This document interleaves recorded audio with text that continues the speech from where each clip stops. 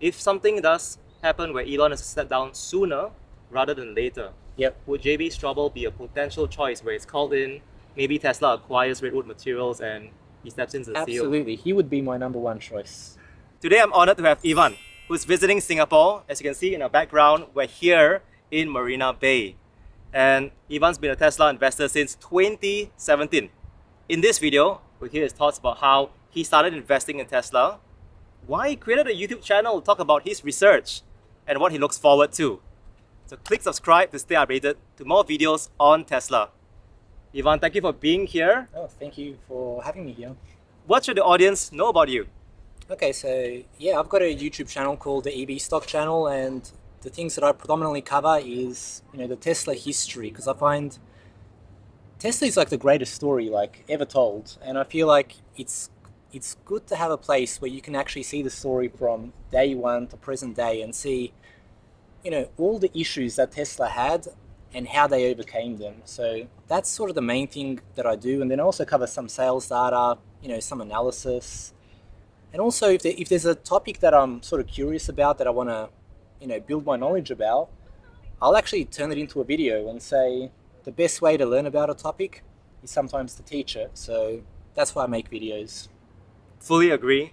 There's a saying that the teacher learns more than the student. For someone like Ivan to come up with a YouTube video, he's got to do hours of research to anticipate questions, potential objections, blind spots in his thesis.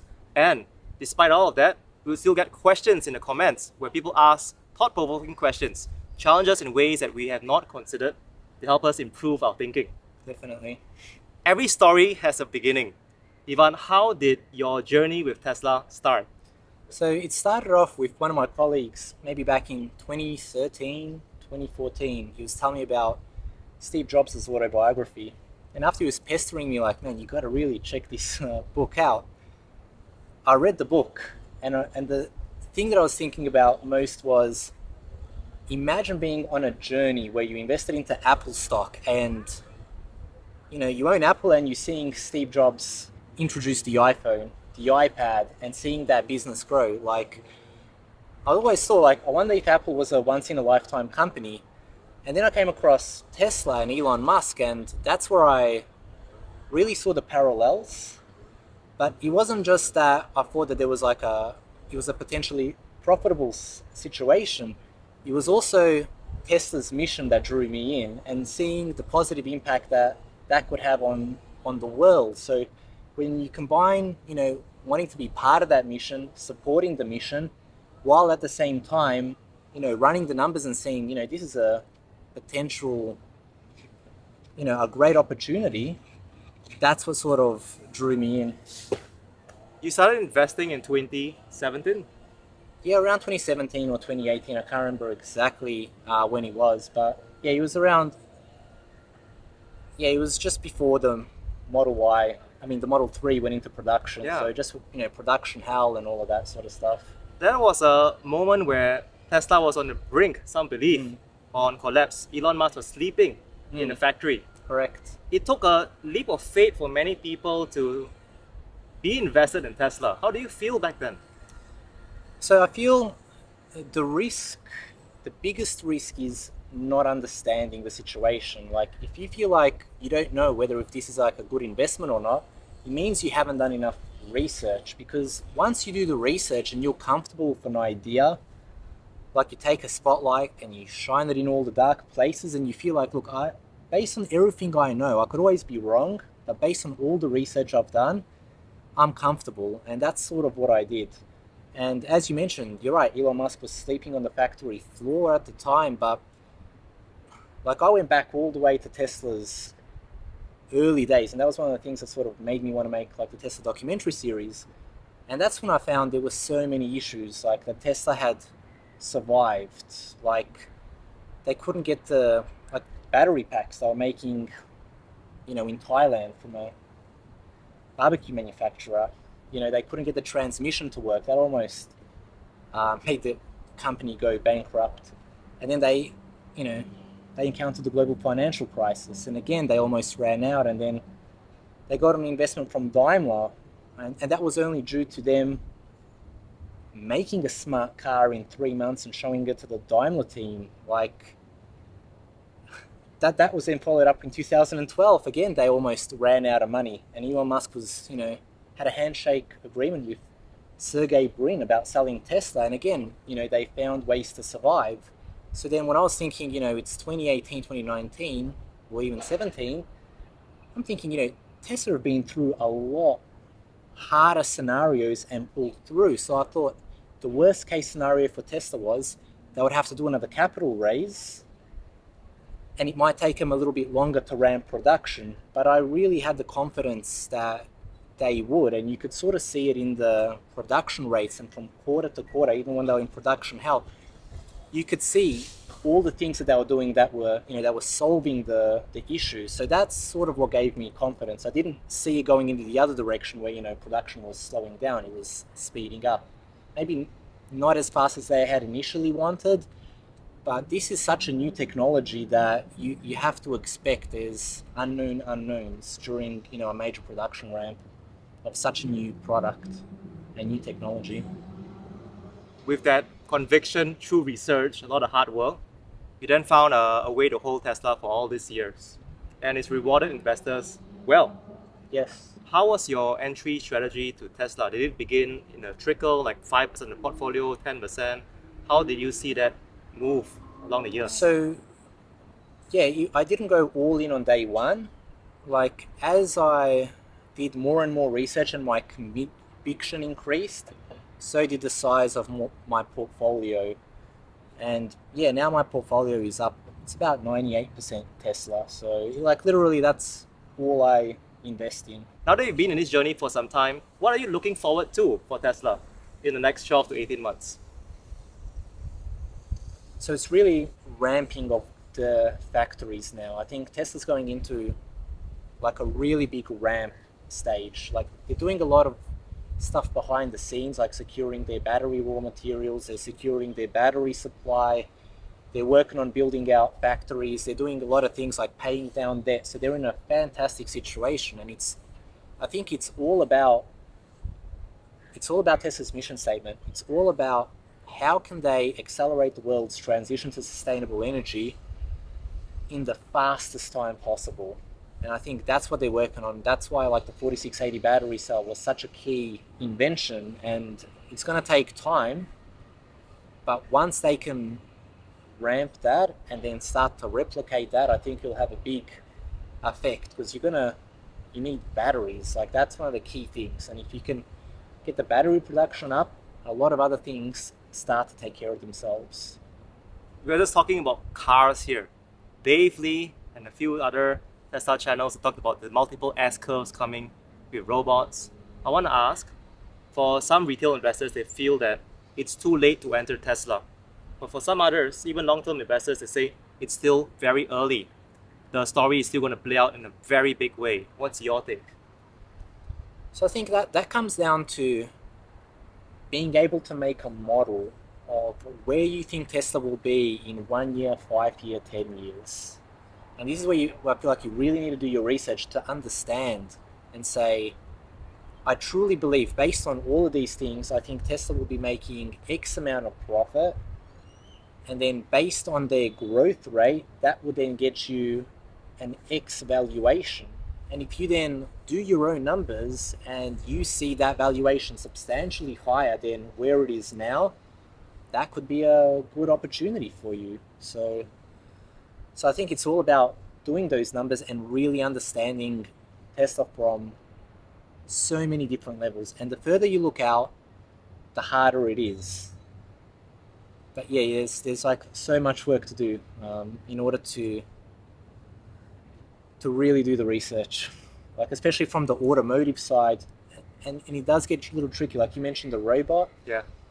In my valuation models, I don't even count the robot or FSD. It's just primarily on the auto revenue, because you can sort of see the demand, you can see the factories that are being built out, and you just sort of connect the dots, and you can sort of see where Tesla should be in terms of production. You can see what their gross margins are like. That then gives me an amount that I then think Tesla will make in terms of profit. that would then equal to that sort of valuation I see them being. Every model has risks. What are you most concerned about potentially in Tesla's future? So I feel Tesla will be just fine for everything that they're doing. I don't see any risks within Tesla. I see the risks are now more external.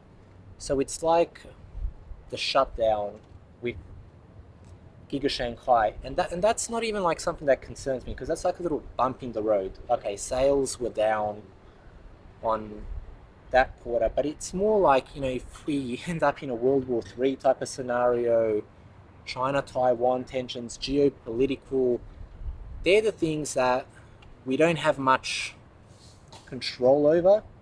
So if there was an event like that, that is something that I think could potentially impact the stock, like the whole world. Yeah, it's not Tesla specific. In fact, most large investments, whether it's Apple, many other industries as well. Yep.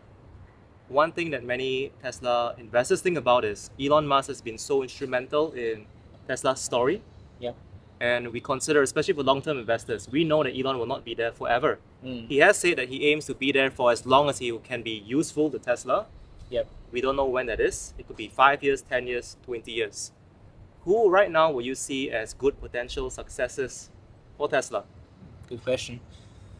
So the way I sort of think about this is, because I've heard people throw Herbert Diess's name out there, but I personally don't think it should be anyone outside of Tesla, because one of the things that make Tesla so good is the culture they have, and I think it needs to be someone from within, and ideally someone that has been in the company for long enough that believes the vision right down to their bones. Like Drew Baglino would be like my choice, because Drew was there in the early years, and like just from what I've heard from Drew, it's like he gets it. Like he's talking about all the right things, like securing the battery supply. He says all the things about these are the things that Tesla need in order to do Tesla's mission statement as quickly as possible. So he would be my choice, but there could be others within Tesla that could be similar to Drew, but are just not in the spotlight. So I think it would be them. And also I'd say that in the early stages, say 2012, if anything happened to Elon, that could have been curtains for Tesla, because Tesla needed to raise money, and it was people were following Elon more than Tesla.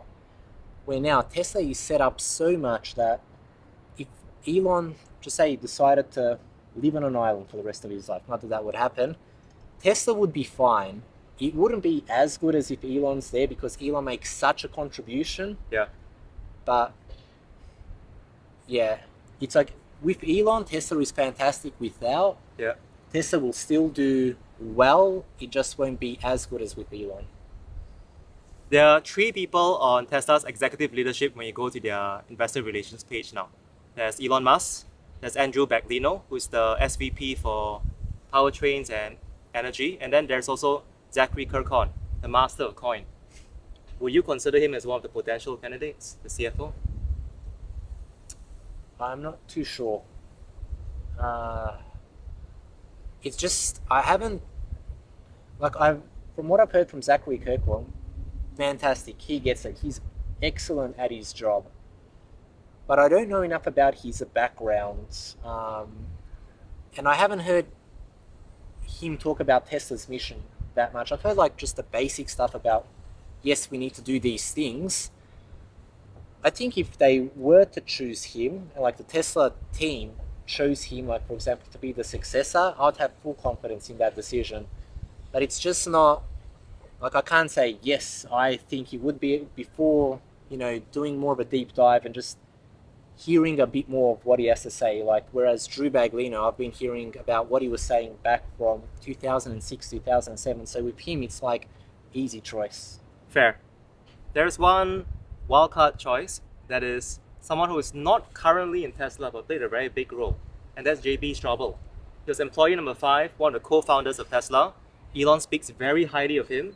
He's right now left. He's the CEO of Redwood Materials, recycling EV batteries. So still within the ballpark of the industry. Yep.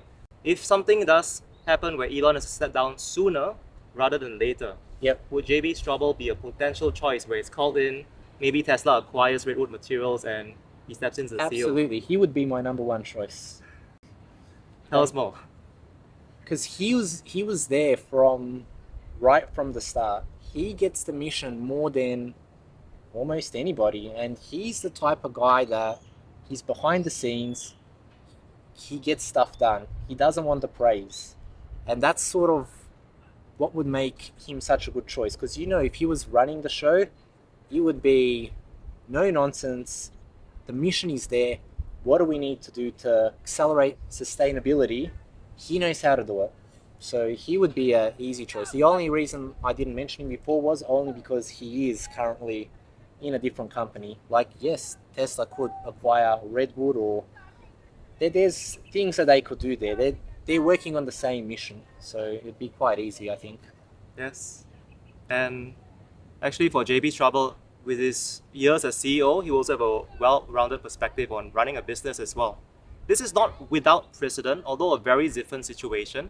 Back in the late 1990s, when Apple was looking for a new leader, they bought Next and brought Steve Jobs back in as an interim CEO before he became a permanent CEO.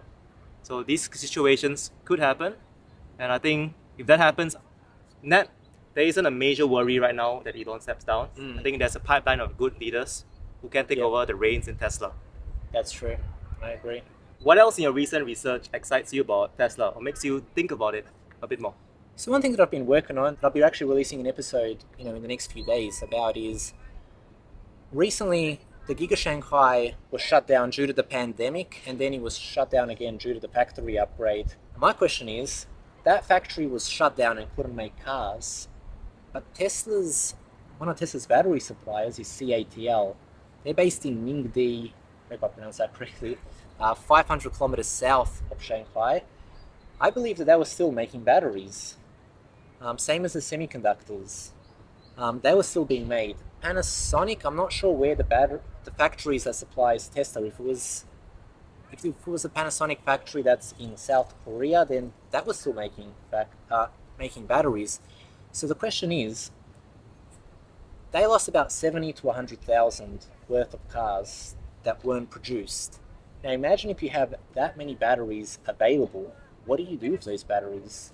Do you just store them and say, okay, Shanghai's going to be going at a real record rate, so let's stockpile them so we can really ramp crazy? That's option one. But the other option is, what if that gets diverted into energy?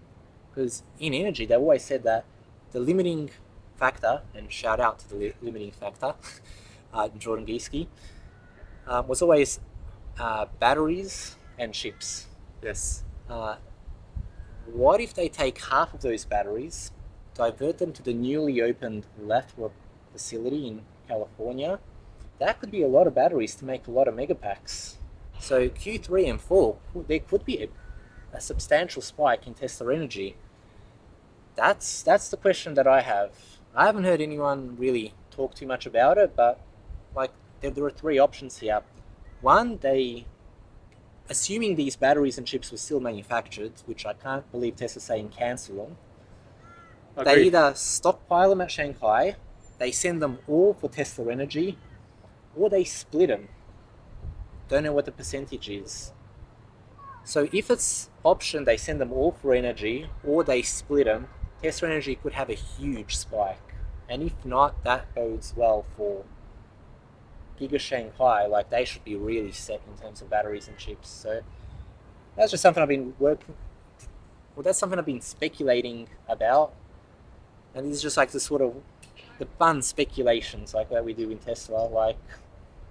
Sometimes you just try and connect the dots, and we'll see what this, I'd like to hear a question on the earnings call, because I think this would actually give us great insights into how Tesla manage one of these scenarios, and how do they make the best of a difficult situation. So that's what I like to find out. And I think one of the things we might find out is when Tesla announce, the next few quarters of energy, that may give us a clue. Ivan, if you ask that question in the earnings call, I'll upvote that question. Done. And I'll definitely invite all of you to upvote that question as well. It's a good question and it's a good prompt to have, especially at a time when most of the recent news has been the other way around. Chip shortage, plant shutting down, lower production. Some companies are pulling out of China. So Tesla has actually been in still a pretty good growth momentum. Yep. And I think the extra batteries here, it's a good plug for Ivan's channel. I'll put a link down in the video description for you to learn more about EV stock channel. Although I got to say, it's really Tesla stock channel. Pretty much, yeah. Yeah. It's been a good conversation, learning from you. I'm so happy that you're here. It's been actually many years since you last visited Singapore. That's true. How's this trip been for you so far? Oh, amazing. Singapore is fantastic. I love being here. So, yeah, definitely, enjoy, speaking with you, the rest of the Tesla community here. It's been a blast. The food is absolutely amazing. And yeah, I can't wait to be back here again. Thank you for visiting. And anyone else in the global community, if you do visit Singapore, let me know down in the comments. We are happy to host you as well. If you found this interview insightful, please click the like button. Remember to subscribe to EV Stock Channel and hit subscribe here to stay updated to more interviews on Tesla. Bye bye. Catch you later.